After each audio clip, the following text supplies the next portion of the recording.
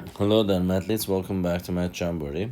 In this video, we have another AP Precalculus type of a question from the topic of exponential functions.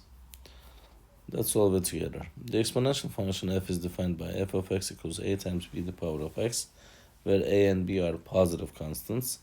The table gives values of f of x at selected values of x. Which of the following statement is true? X values are given 0 to 4. Fx values are 9 through 144. To find the values of a and b in this given function, we can just use values. Let's use this value f0. A times b to the power of 0, it gives you 9. So b to the power of 0 means 1. A times 1 is 9. So we get the a value as 9. A is 9. In all choices, a is greater than 0 anyway.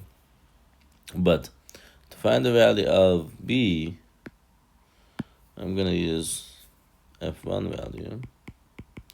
So in that case, 9 times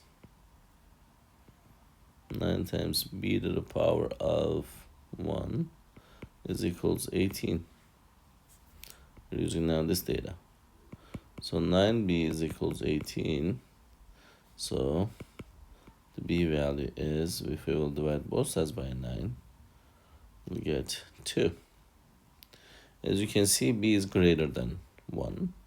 So the answer is either B or C. Choice B says it's a growth. Choice C says it's a decay. As x values are increasing here, the y values are also increasing. So because of that, it's a growth. So the choice B will be the correct answer for this question. I hope you found this video helpful. If you did, please give it a thumbs up. If you have questions or comments, you can always leave it below there. Thank you and see you next time. Bye-bye.